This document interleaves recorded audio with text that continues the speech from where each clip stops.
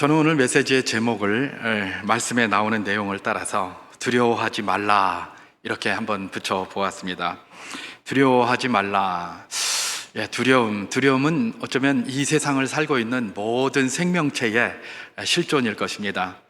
죄로 말미암아 사실은 두려움이 사람에게 들어왔고 그 죄로 말미암아 모든 이 땅의 생물들에게 저주가 임했습니다. 그래서 서로를 공격하게 되고 서로를 신뢰하지 못하게 되고 그러면서 나타난 현상들이 무엇이겠습니까? 기본적으로 두려움입니다. 두려움. 그러나 이제 두려움은 다양한 종류로 우리에게 엄습해 올 수가 있겠죠. 그런데 두려움, 특별히 인생들을 제일 두렵게 하는 것이 무엇인가 라는 것들을 질문해 보면 그런 이야기가 있는 것들을 보았습니다. 두려움의 그 본질적인 특징이 있는데 그것은 무엇이냐? 지금 일어나는 일이 아니라 앞으로 일어날지도 모르는 일에 대한 걱정에서 시작되는 것이 두려움이라고 합니다. 과연 그런 것 같습니다. 우리를 두렵게 하는 것이 무엇입니까? 현재의 어떤 일이 아닙니다. 현재의 어려운 일들 아니면 굉장히 곤란한 일들이 우리를 두렵게 합니다. 왜 그걸 두렵게 할까요? 우리를 그 일의 결과 나중에 뭔가 어떻게 될까? 그것 때문에 두려운 거예요. 그죠? 지금 현재 우리에게 어려운 일이 있습니다. 근데 그게 나중에 좋은 일이 될지 나중에 악한 일이 될지 우리 잘 모릅니다. 그런데 항상 우리 마음속에 어떤 생각이 있는 겁니까? 이걸로 말미암아 나중에 이렇게 되는 것 아닌가 라는 생각들 말입니다. 이런 것들이 우리에게 두려움으로 다가오는 것이 분명합니다.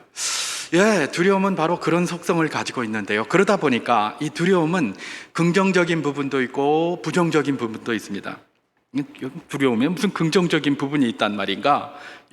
두려움에 긍정적인 부분이 있습니다. 어떤 부분이 있습니까? 우리가 미래에 어떻게 될지 모르는 두려움이 우리한테 있기 때문에 열심히 준비를 합니다. 그렇잖아요. 열심히 준비를 하면서 그것을 대비해 나가는 것이죠. 이건 굉장히 긍정적인 부분입니다. 우리는 하나님을 두려워합니다. 경외합니다. 그러니까 그런 두려움이 없다면 하나님 말씀대로 안 살라고 하겠죠. 그러나 하나님에 대한 두려움, 그러나 경외하면 경외라는 건 뭡니까? 두렵지만 가까이 하려고 노력하는 게 경외하는 것 아니겠습니까? 두려워서 도망가는 것이 아니라 두렵지만 가까이 가려고 노력하는 게 경외라는 말 속에 들어있는 거예요.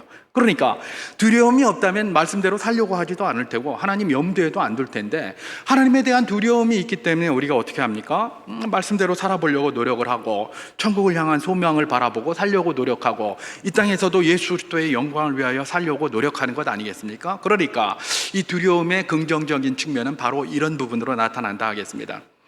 그런데 두려움은 긍정적인 측면도 있지만 부정적인 측면이 더 많죠. 그것을 뭐라고 얘기를 합니까? 아직 일어나지도 않은 일, 미래에 있는 일을 끌어다가 지금도 염려를 하는 겁니다. 두려움의 부정적인 측면은 뭐 때문에 발생합니까? 염려 때문에 발생해요. 염려. 자꾸 염려하는 거예요. 아니 염려한다고 그 키를 한 자나 더 할 수 있고 염려한다고 머리털을 바꿀 수 있으면야 왜 염려 안 하겠습니까? 얼마든지 염려해도 되겠죠. 근데 염려는 그저 염려일 뿐입니다. 그리고 염려는 그저 염려로 끝나는 게 아니고 오히려 뭔가 준비해야 될 것들을 준비 못하게 하고 지금 해야 될 일에 대해서 하지 못하게 하고 날마다 우리를 번민 가운데 빠뜨려서 우리로 쓰러지게 만드는 것이죠. 그게 바로 염려의 특징입니다. 그래서 두려움 자체는 어떻게 보면 중립적입니다. 우리에게 긍정적인 것일 수도 있고 또 부정적인 것일 수도 있어요. 그런데 그 두려움으로 말미암아 염려가 발생한다면 그 두려움은 반드시 부정적인 것들로 우리에게 다가오게 되는 것입니다. 그래서 우리 주님께서는 마태복음 6장 34절에서 이렇게 말씀하셨습니다. 제가 한번 봉독해 보겠습니다. 그러므로 내일 일을 위하여 염려하지 말라. 내일 일은 내일이 염려할 것이요 한날의 괴로움은 그날로 족하니라. 내일이 두렵습니다. 어찌 될지 모르니까요. 특별히 오늘의 우리의 삶이 어려움과 답답함으로 가득 차 있다면 내일에 대한 두려움은 더욱더 커질지도 모릅니다. 그런데 그런 우리에게 주님께서 제자들에게 선포하신 말씀은 무엇입니까? 염려하지 말라는 겁니다. 두려워하지 말라, 염려하지 말라 같은 맥락에서 이야기해 볼 수 있겠습니다만 염려하지 말라는 겁니다. 염려한다고 뭐가 되는 게 아니라는 겁니다. 그냥 그날의 괴로움은 그날의 족하니라. 그러니까 내일 일은 내일이 염려하게 알고 염려하지 말라 이러는 겁니다. 염려한다고 아무것도 안 되는 거기 때문에 염려한다고 안 되는 게 되는 것도 아니고 되는 게 안 되는 것도 아니고 아무것도 아니니까 염려하지 말고 오히려 염려하기 전에 뭘 하라? 기도하라. 염려가 되면 뭐 하라? 기도하라. 그런 얘기하는 것 아니겠습니까? 바로 그것입니다. 여러분, 이 마태복음 6장 34절은 한편으로는 무책임하고 게으른 모습처럼 비춰지기도 해요. 그죠? 하루 그냥 그날 살아라. 그때 살아라. 하루 매일매일 이렇게 살아라. 이렇게 무책임해 보이기도 하고 또 게으른 모습처럼 보이기도 해요. 그런데 이렇게 말씀하는 주님의 이유가 무엇입니까? 염려를 내려놓으라는 거죠. 염려를 내려놓으라는 게. 책임을 맡지 마라, 무책임하게 살라, 그 말이 아닙니다. 염려하는 사람들에게, 아직 오지도 않은 내일을 붙들고 아직 나오지도 않은 결과를 붙들고 염려만 하면서 아무것도 못하고 있는 바로 그런 사람들에게 뭐라고 얘기를 하는 겁니까? 그 염려하지 말아라. 염려하지 말아라. 그때 가서 고민해도 늦지 않다. 그 이야기를 말씀하고 계시는 것이죠. 이런 점에서 이 삶의 참 귀한 지혜로 우리에게 다가오게 되는데요, 특별히 그리스도인들에게 있어서 말입니다.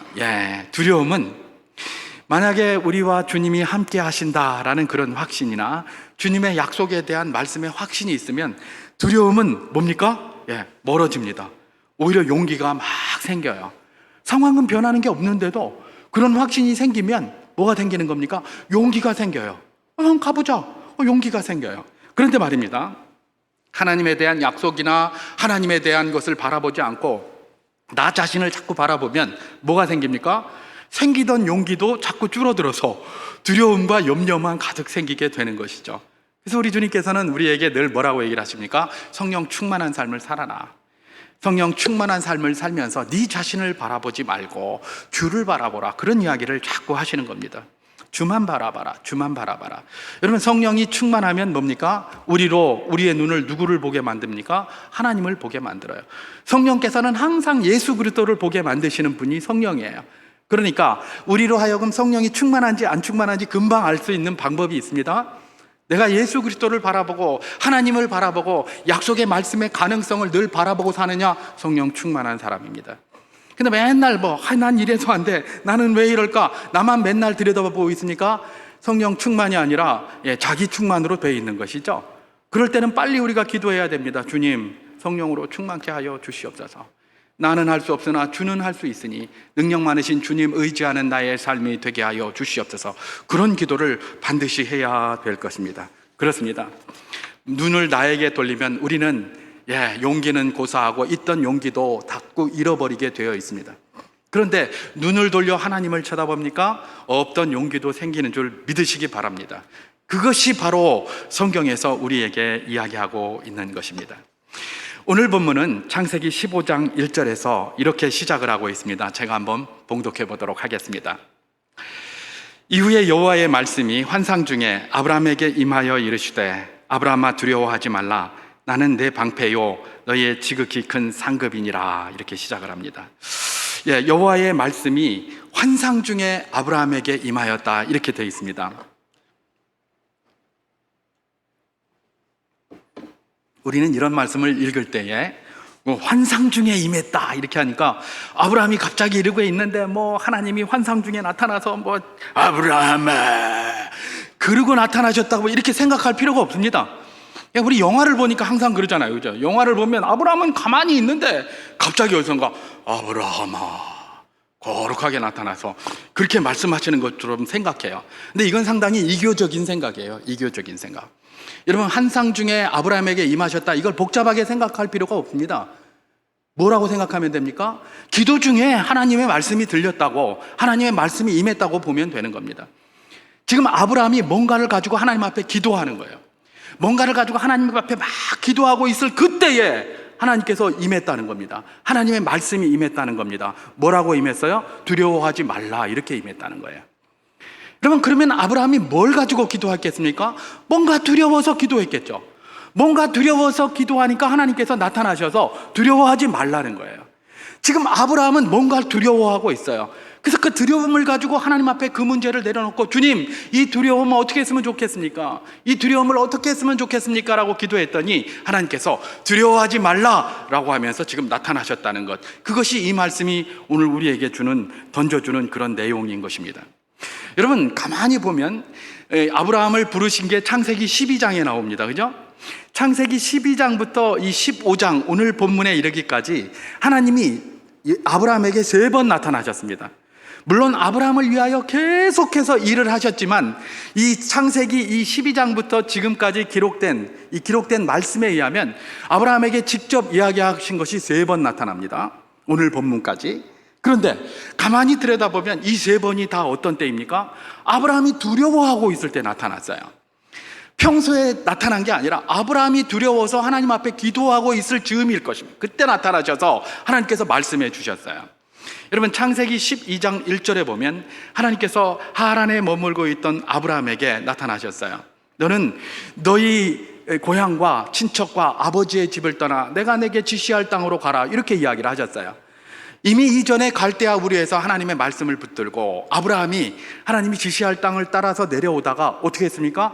하란에서 오래 머물게 됐어요. 아버지 데라가 죽을 때까지 거기 머물렀던 것이죠. 어쩌면 아버지 데라가 몸이 아파서 거기에서 그렇게 머물러 있었을 수도 있다라고 주석가들은 그렇게 주석을 합니다만은, 어쨌든 그 갈대아 땅의 경계선인 하란에 오랫동안 머물고 주저주저하고 있었던 아브라함을 바라보게 되는 겁니다. 왜요? 야, 내가 이 땅 건너가면 이게 되겠나? 이 가면 되겠나? 내가 한 번도 살아보지도 않은 그 땅, 나도 알지도 못하는 객지에 가서 내가 살겠나? 이런 게 분명히 있는 겁니다. 여러분, 이건 뭐 아브라함 시대만 그렇겠습니까? 지금도 마찬가지입니다. 예, 젊은이들 자기 집 떠나서 어디 다른 데 가서 무슨 일하라고 하면 굉장히 두려워해요. 내가 거기 가서 살겠나? 뭐 사실 예를 들면 서울과 부산 해봐야 400km밖에 안 되잖아요. 그죠?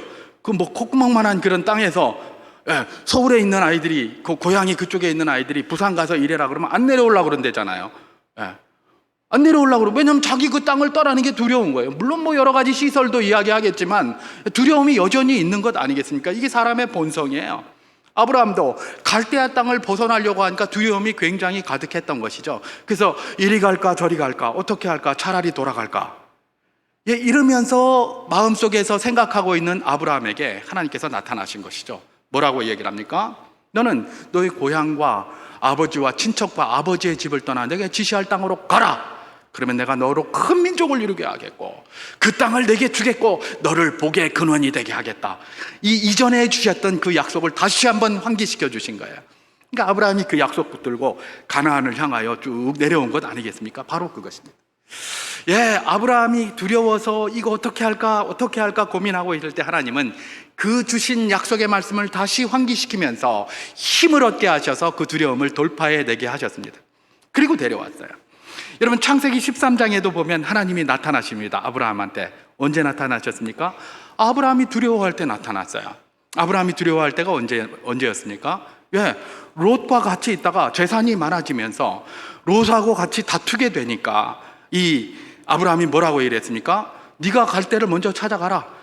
네가 좌하면 내가 우하고 네가 우하면 내가 좌하리라, 이렇게 얘기하셨어요. 그랬는데 이 롯이 어떻게 했다고요? 요단 동편에 고즈넉한 소돔 땅을 딱 선택을 한 거예요. 그래서 거기를 가려고 딱 그런 거예요. 그러니까 동쪽으로 가니까 자기는 서쪽으로 가야 돼요. 근데 서쪽으로 가면 뭐가 있죠? 헤브론. 아브라함이 마침내 가서 거주해야 될 약속의 땅인 헤브론으로 가야 되는 거예요. 근데 여러분, 헤브론이 어떤 땅이라고 그랬죠? 헤브론의 옛 이름은 기럇 아르바라. 아르바는 아낙의 아비였더라.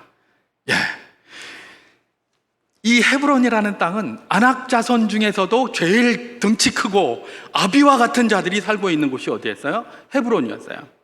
여러분, 아브라함이 말입니다, 처음에 갈대아 우르를 떠나서 하란을 떠나서 가나안에 들어올 때에 제일 먼저 거기 좀 거주를 하려다가 어떻게 했습니까? 남방으로 내려갔어요. 왜 내려갔죠? 보니까 이 아낙 자손들이 왔다 갔다 하거든요. 그러니까 무서워서 이 남방으로 내려갔다가 기근을 만나서 애굽까지 내려갔잖아요. 적어도 아낙 자손은 아브라함에게는 항상 두려움의 대상이었습니다. 객지에 사는 사람이잖아요. 그러니까 아낙 자손 속에 같이 파묻혀 산다는 것은 이 사람에게 항상 두려움의 존재였는데, 아이고야, 롯이 저쪽으로 내려가다 보니까 내가 돌아가야 될 곳은 어디예요? 헤브론이에요. 헤브론은 어디라고요? 기럇 아르바예요. 아르바의 아낙 자손의 아비인 아르바가 살고 있는 기럇 아르바가 헤브론이에요. 제일 덩치 큰 아낙 자손이 드글드글하는 데가 헤브론인데 거길 가서 살아야 되네. 그러니 아브라함이 마음이 좀 두렵지 않았겠습니까? 그때 하나님께서 아브라함에게 나타나셨다고 기록되어져 있습니다. 그러면서 뭐라고 얘기를 합니까? 아브라함아, 너 서 있는 곳에서 동서남북을 바라보라. 보이는 땅을 내가 내게 주리라. 이렇게 얘기하셨어요. 우리 번역에는 보이는 땅이라고 되어 있습니다. 근데 그게 보이는 땅이 아니에요. 보이는 땅 그러면 수동적이에요. 그죠? 근데 원래 본문은 보이는 땅이 아니에요. 능동적이에요. 보는 땅이에요. 보는 땅. 라의 능동태형이에요. 그러니까 보이는 게 아니라 보는 거예요. 네가 서 있는 그곳 헤브론에서 동서남북을 바라보라. 네가 보는 그 땅을 내게 주리라. 네 눈에 보이는 땅이 아니라 네가 동쪽을 봤느냐? 동을 주겠다. 서쪽을 봤느냐? 서를 주겠다. 남을 봤느냐? 남을 주겠다. 뭐 북을 봤느냐? 북을 주겠다. 이런 얘기예요. 네가 능동적으로 보고 있는 그 땅을 너에게 다 주겠다. 그렇게 약속을 한 거예요. 여러분, 아브라함은 무슨 생각을 했습니까? 헤브론을 쳐다보면서, 내 처지를 쳐다보면서, 야, 이 헤브론에 이게 두려움이 가득하다 그랬는데, 우리 주님께서는 그 네가 서 있는 그 헤브론만 쳐다보지 말고, 네 상황만 쳐다보지 말고 더 큰 곳을 바라보라. 내가 너에게 이 땅을 내게 주겠다고 약속하지 않았느냐? 그 약속 붙들고 동서남북을 바라보라. 본 그 땅을 내가 너에게 주리라 라고 한 거예요. 왜? 구체적으로 이전에 약속했던 것들을 재확인시켜 준 거예요. 여러분, 이게 바로 무엇입니까? 아브라함이 두려움에 가득 차가지고 기도할 때에 하나님이 응답으로 주신 것이에요. 여러분, 오늘 본문에도 하나님께서 나타나셨어요. 아브라함아, 두려워하지 말라, 이런 걸로 봤을 때 분명히 두려움을 가지고 하나님 앞에 기도한 거예요. 이상하게 하나님은 이렇게 두려워할 때마다 역사하시는 것을 보게 됩니다. 여러분, 우리가 왜 기도해야 됩니까? 평소에 우리가 늘 기도해야 될 것입니다. 특별히 두렵습니까? 두려움 때문에 염려하기보다는 기도하시기를 주님의 이름으로 축원합니다. 하나님 그때 역사하십니다. 하나님 평소에도 우리와 늘 함께 하시지만 우리가 두려움 가운데 가득해서 하나님 앞에 기도할 때에 그 두려움 문제보다 더 큰 곳을 바라보라고 주님께서 이야기를 하시면서 우리에게 역사하신다는 것들을 잊어서는 안 될 것입니다. 오늘 본문에도 여전히 아브라함이 두려워하고 있어요. 그래서 하나님 앞에 기도했어요. 그때에 그 기도 중에 하나님이 나타나셔서 임하셔서 아브라함에게 그 두려워하고 있는 그 문제에 대한 응답을 주신 것이 오늘 우리가 읽은 이 본문의 내용입니다. 그럼 도대체 아브라함이 뭘 두려워했단 말인가? 그것은 주님께서 두려워하지 말라라고 말씀하시면서 응답하신 내용 중에서 우리는 아브라함의 두려움 두 가지를 발견할 수가 있습니다. 다시 한번 제가 창세기 15장 1절을 봉독하겠습니다. 창세기 15장 1절입니다. 이후에 여호와의 말씀이 환상 중에 아브라함에게 임하여 이르시되 아브라함아, 두려워하지 말라. 나는 내 방패요 너의 지극히 큰 상급이니라. 그렇게 얘기를 했어요. 아브라함이 이 두 가지 문제를 가지고 두려움을 가지고 질문을 했어요. 그럴 때 하나님이 응답하셨어요. 두려워하지 말라 라고 하면서 그 한 가지 응답이 뭡니까? 나는 내 방패다. 그렇게 응답하셨어요. 하나님의 방패 되심을 가지고 응답하셨어요. 또 하나는 뭡니까? 나는 내 상급이다. 하나님의 상급 되심을 가지고 응답을 했어요. 이는 아브라함이 두려워하는 이 두 가지가 무엇인지를 암시하고 있습니다. 그래서 그 두 가지를 잠깐 살펴보기를 원하는데요. 그 한 가지는 하나님의 방패 되심 속에서 아브라함이 무엇을 두려워하고 있는지를 알게 됩니다. 여러분, 방패가 뭡니까? 외부의 공격으로부터 막아주는 게 방패입니다. 방패는 그 들고 있는 사람들, 그 들고 있는 사람을 위해서 화살이나 창이 날라오면 그 방패가 친히 그것에 막 꽂히더라도 막아줍니다. 그리고 심지어 굉장히 큰 장수가 와서 막 칼로다가 내리찍거나 창으로 내리찍으면 방패가 부서지더라도 보호하는 게 누굽니까? 방패의 역할입니다. 여러분, 하나님께서 아브라함에게 나는 내 방패다 라고 할 때는 어떤 외부의 공격으로부터 내 몸이 부서진다고 할지라도 내가 너를 지켜주겠다, 바로 그 말입니다. 그러면 우리가 유추할 수 있죠. 도대체 아브라함이 뭘 두려워하고 있었을까? 바로 자신의 안전에 대한 두려움이 있었다는 것들을 우리는 보게 됩니다. 내가 안전이 두렵습니다. 하나님, 내 이게 너무 두렵습니다. 내가 어떻게 살아야 될지 모르겠습니다. 무서워서 못 살겠습니다. 그렇게 기도하고 있었던 거예요. 그랬더니 하나님께서 나타나셔서 뭐라고 얘기를 합니까? 아브라함아, 두려워하지 말라. 나는 내 방패다 라고 하면서 방패 되심을 선포한 것이죠. 그럼 도대체 아브라함이 무슨 안전에 대한 두려움이 있었단 말인가? 그 말은 오늘 창세기 15장이 시작하는 단어 이후에라는 말씀을 통해서 우리는 유추해 볼 수가 있고, 또 주석가들이 그것을 가지고 또 유추를 하는 것도 볼 수가 있습니다. 이후에가 언제입니까? 네, 그 앞에 있었던 사건들을 생각해 보면 되겠죠. 북방 4개국 연합군이 소돔과 고모라 지역의 모든 것들을 탈취해서 갈 때에, 조카 롯을 또 같이 데리고 갈 때에 그들을 갖다가 추격해 가가지고 318명의 자기 집에서 길리운 사람들을 데리고 추격해 가서 그들을 매복해서 그야말로 승리하고, 야간 작전을 통해서 승리하고, 그야말로 그들의 모든 뺏어갔던 것들을 다시 뺏어서 오는 그런 내용들. 그리고 또 와서 누구를 만났습니까? 저 사회 골짜기에서 소돔 왕 베라를 만난 것, 그 다음에 살렘 왕 멜기세덱을 만나서 있었던 모든 일들 이후에를 말합니다. 그야말로 북방 연합군을 무찌른 그 엄청난 용기, 그 다음에 소돔 왕 베라를 보면서 그의 교만함에 그야말로 일침을 가하면서 쓸데없는 소리 하지 말라고 그냥 면박을 줬던 그 일, 또 살렘 왕 멜기세덱을 만나서 이 모든 것들은 나의 능력이 아니라 하나님의 것이었습니다 라고 고백하며 11조까지 바치는 엄청난 신앙 고백을 했던 그 일 이후에 이 일이 있었다는 겁니다. 이후에 무엇을 가지고 두려워했을까? 주석가들은 그렇게 추론을 하고 있습니다. 아마 아브라함이 북방 4개국 연합군을 매복 작전을 통해서 승리했지만 그들의 보복이 두려웠을 것이다 라고 이야기를 합니다. 그리고 또 소돔 왕 베라를 면전에서 무시했잖아요. 그러니까 소돔 왕 베라의 보복도 두려워했을 것이다. 또 뭡니까? 자기가 여전히 헤브론에 살게 되는 거예요. 다른 곳이 아니라 아낙 자손이 드글드글하고 있는, 비록 마므레라는 친구가 있지만 아낙 자손이 드글드글하고 있고 자기에게 적대적인 그 헤브론에 여전히 살고 있기 때문에 그 두려움이 있었을 것이다, 그렇게 추론을 하고 있죠. 우리는 그렇게 생각합니다. 아이, 주석가들의 추론이 뭐 말도 안 되는 소리 하노? 이게 무슨 추론이 되겠노 이게? 아니, 이렇게 용기백배했던 그 아브라함이 그 사람들의 보복이 두려워서 두려워했을까? 아브라함이 왜 이랬을까? 이사 보복이 두려워서 진짜 그랬을까? 분명히 그랬을 겁니다. 분명히 그랬을 거예요. 우리는 성경을 통해서 그 비슷한 내용을 다른 곳에서도 또 발견할 수 있습니다. 여러분, 이 아브라함이 그렇게 용기 있었던 사람이 하루아침에 그 이후에 말도 안 되는 이런 두려움 속에 빠질 수밖에 없었던 이유, 그 이유와 그렇게 된 경우를 우리는 누구에게서 배울 수가 있습니까? 열왕기상 18장 19장에 보면 대선지자 엘리야에게서 우리는 이걸 배우게 됩니다. 여러분, 엘리야가 어떤 사람이었습니까?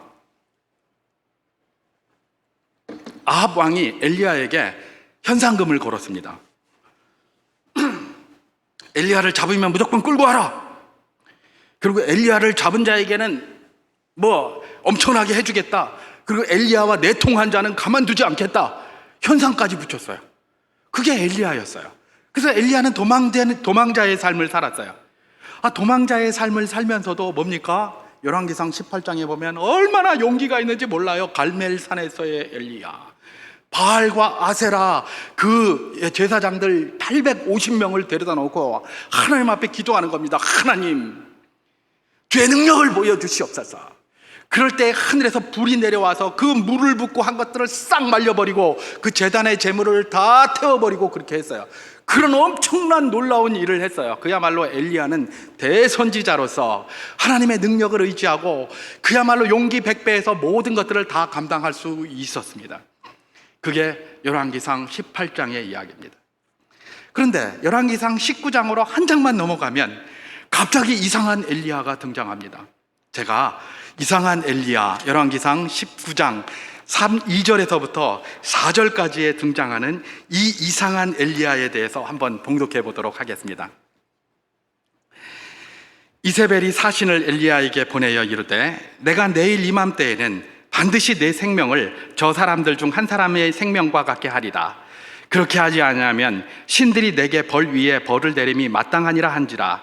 그가 이 형편을 보고 일어나 자기의 생명을 위해 도망하려 유다에 속한 브엘세바에 이르러 자기의 사환을 그곳에 머물게 하고, 자기 자신은 광야로 들어가 하룻길쯤 가서 한 로뎀 나무 아래에 앉아서 자기가 죽기를 원하여 이르되, 여호와여 넉넉하오니 지금 내 생명을 거두시옵소서. 나는 내 조상들보다 낫지 못하니이다 하고, 이렇게 하고 있습니다. 지금 뭐예요? 그렇게 엄청난 일을 하고 났더니 이세벨이 아합의 아내 아닙니까? 아주 성질, 아주 고약한 그런 왕비였는데 이세벨이 사자를 하나 엘리야에게 보낸 겁니다. 니들이 바알과 아세라, 네가 바알과 아세라 우리 선지자들을 죽였지? 너도 내일 이맘때에 이렇게 될 거야. 그러니까 준비하고 있어 하면서 그 사신한테 전한 거예요. 그 소리를 들은 거예요. 그러니까 그걸 듣고 갑자기 깜짝 놀래가지고 어떻게 한 겁니까? 브엘세바까지 도망갑니다. 브엘세바는 어디입니까? 유다의 가장 남쪽입니다.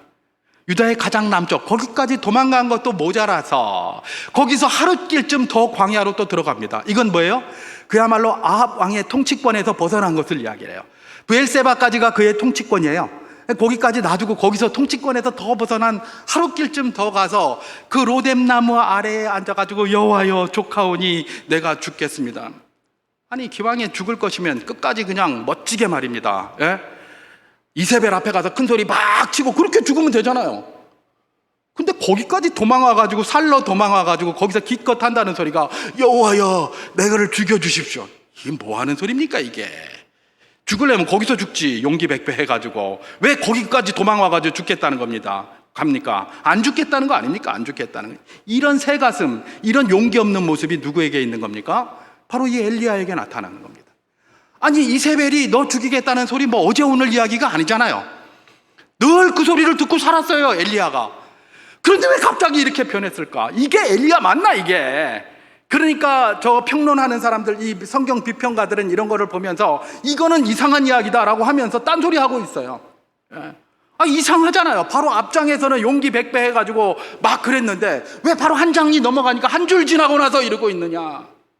이상한 말이에요.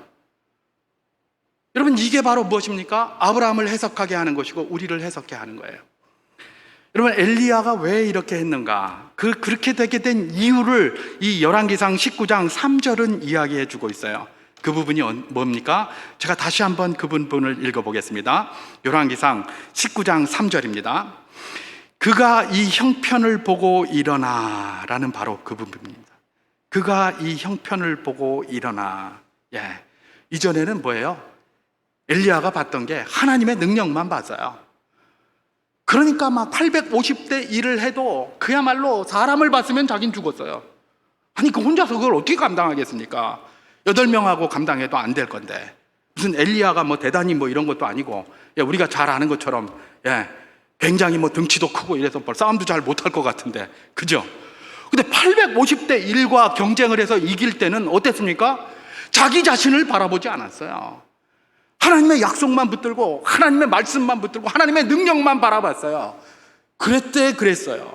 옆에서 누가 무슨 얘기를 해도 담대하게 나는 변한 거 없어요. 그대로 있어요. 그래서 나를 보지 않고 하나님 볼 때는 그랬는데 그 소리를 딱 듣고 나서 이제 나의 형편을 바라보네? 어떻게 했겠습니까? 850대 1쯤 해서 이것들 죽였으면 저 이세벨이 찍소리도 못하고 두려워서 벌벌 떨 텐데 나를 죽이겠다고 해? 이 소리 한번 딱 들었고 자기를 보니까 이제 내가 가진 게 아무것도 없는 겁니다. 도망가는 겁니다. 무서워서. 여러분 아브라함이 318명을 데리고 그 엄청난 전과를 올렸음에도 불구하고 왜 갑자기 두려워서 떨면서 안전 문제를 가지고 하나님 앞에 기도하고 있습니까? 이겁니다. 자기를 쳐다보니까 그래요. 자기를 쳐다보니까.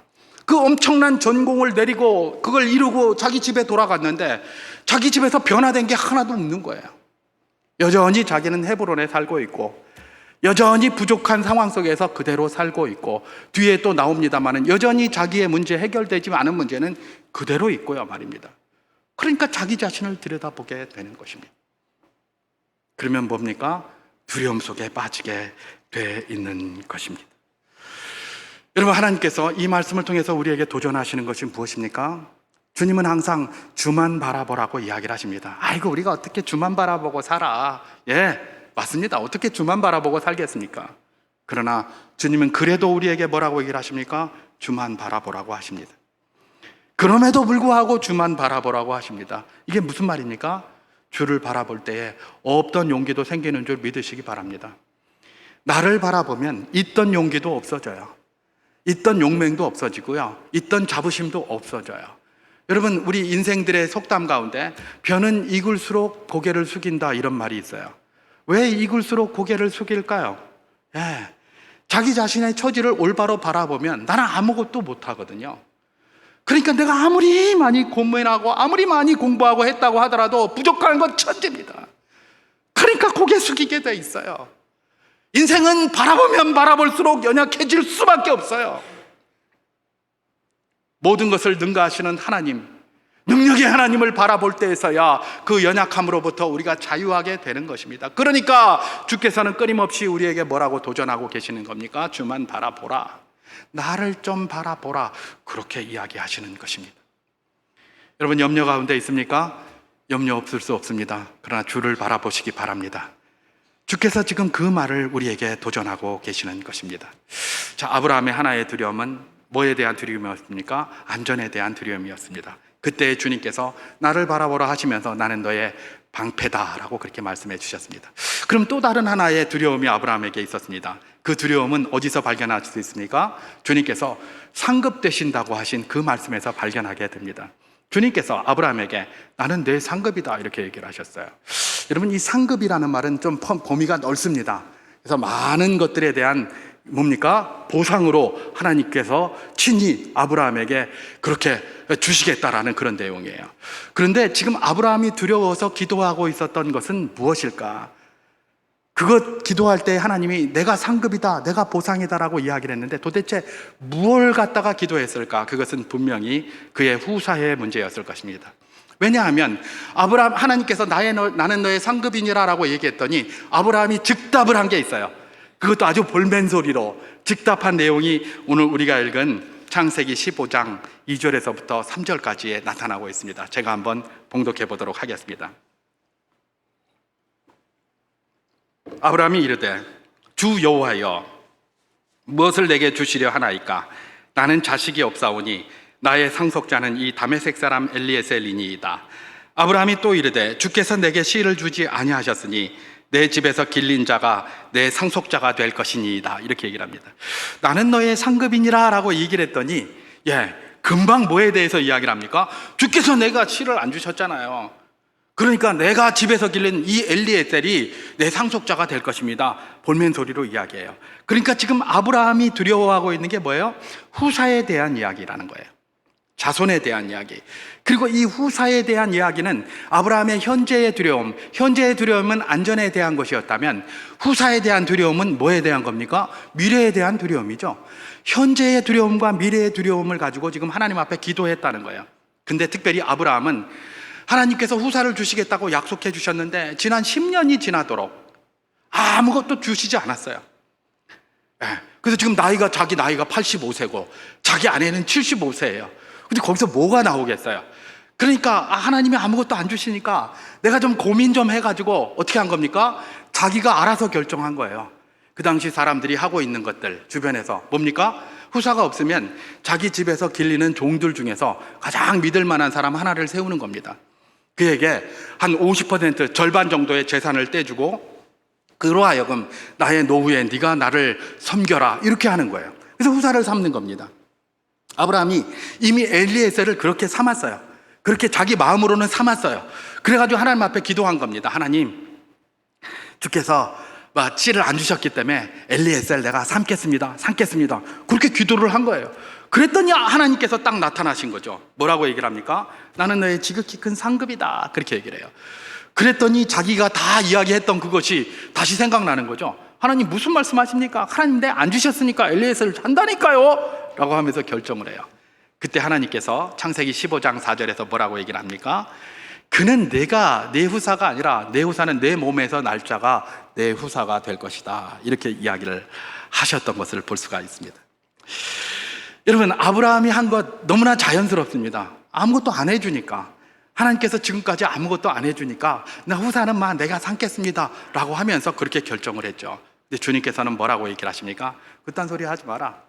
내 후사는 그 사람이 아니라 내 몸에서 날 자가 내 후사가 될 것이다, 그렇게 이야기를 하는 것입니다. 하나님이 상급이다 라고 이야기를 하시면서 이걸 재확인시켜 주는 것이죠. 여러분, 아브라함이 왜 이 엘리에셀을 자기의 후사로 삼으려고 했습니까? 결국은 자기를 바라봤기 때문에 그래요.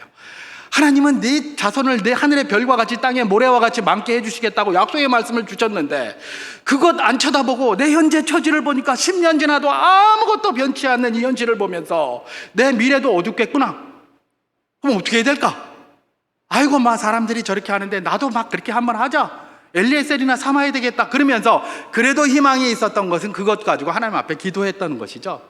하나님, 막 엘리에셀 그냥 삼겠습니다, 그냥. 그러면서 기도한 거예요. 그때 하나님이 뭐라고 얘기를 하십니까? 아브라함, 그딴 소리 하지 말라. 나는 너의 방패고 지극히 큰 상급이다. 그렇게 응답을 주셨다는 것입니다. 여러분, 그야말로 큰 승리와 당당한 용기가 있었고, 그야말로 큰 믿음으로 하나님 앞에 나아갔던 이 아브라함도 말입니다, 하루아침에 두려움 속에 빠지고 그야말로 용기가 어디 갔는지 찾아볼 수도 없는 상황으로 변화되게 된 데는 이유가 있습니다. 그것이 뭡니까? 바로 자기와 자기 상황을 바라보았기 때문에 그래요. 자기 형편을 보았기 때문에 그렇습니다. 여러분, 아브라함이 갑자기 그렇게 용기가 없었던 게 아니에요. 10년이 가도 변하지 않는 늘 그대로인 그 상황 말입니다. 우리가 기도할 때마다 뭔가 조금 변화가 되면 얼마나 좋겠습니까? 우리 믿음으로 늘 든든히 서지 않겠습니까? 그런데 사실 그게 잘 안 되거든요. 늘 그 밥에 그 나물인 것 같고, 그런 것 같고 저런 것 같고, 그래서 어디서 은혜 받았을 때는 막 힘이 막 나다가도 딱 집에 와서 돌아보면 나는 변한 거 하나도 없고, 이러면 그 은혜가 다 그냥 용기는커녕 염려로 가득 남아서 그래, 뭔가 안 되나벼, 이런 생각으로 우리를 뒤덮게 되는 것 아니겠습니까? 바로 그것입니다. 우리도 늘 그렇게 할 가능성이 많고 그렇게 살고 있습니다. 그래서 주님께서 이런 말씀을 통해서 우리를 도전하시는 것입니다. 뭐라고 도전하시는 겁니까? 내가 네 방패고 내가 네 지극히 큰 상급이다. 그 이야기를 하시는 것입니다.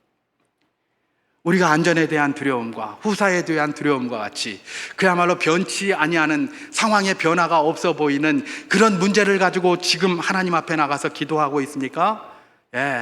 만약에 우리가 안전 문제를 가지고 기도할 때 하나님께서 걱정하지 마라, 내가 그냥 스텔스기 보내줄게, 그러면 얼마나 좋겠습니까? 요즘 막 국제 정세가 굉장히 시끄럽습니다. 걱정하지 마라, 그냥 내가 막 핵폭탄 날라오면 아이언돔 같은 거 확 설치해가지고 꼼짝 못하게 해줄게, 그러면 얼마나 좋겠습니까? 근데 하나님은 그런 말씀 안 하시거든요.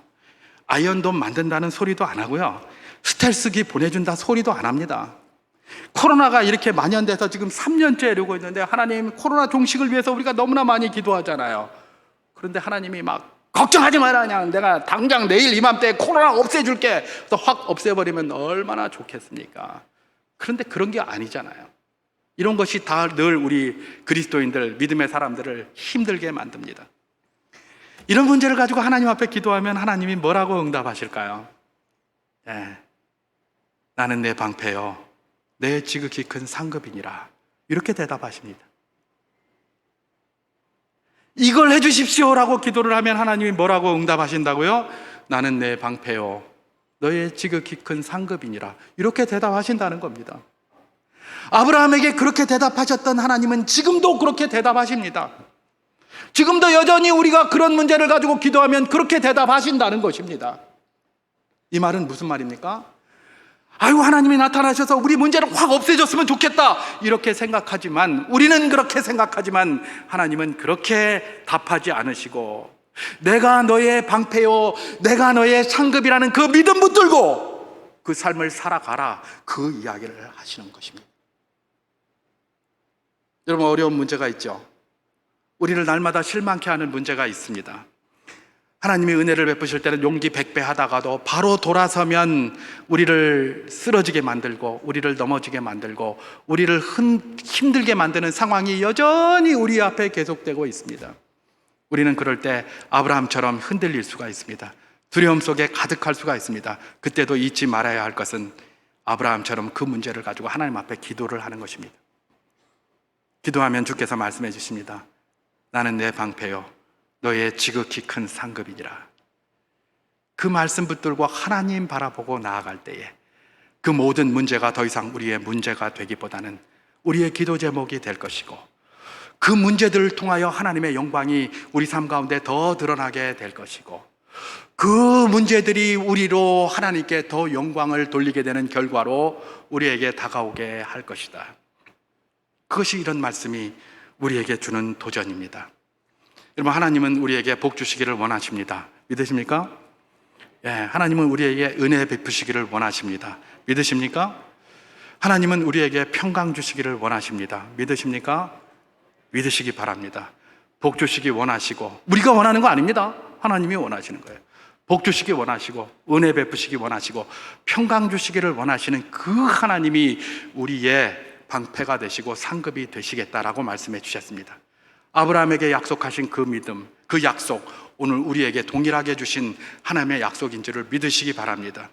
나를 바라보고 세상을 바라보고 우리의 환경을 바라볼 때 우리는 용기는커녕 두려움 속에 가득 빠질 수밖에 없지만 주를 바라보시기 바랍니다.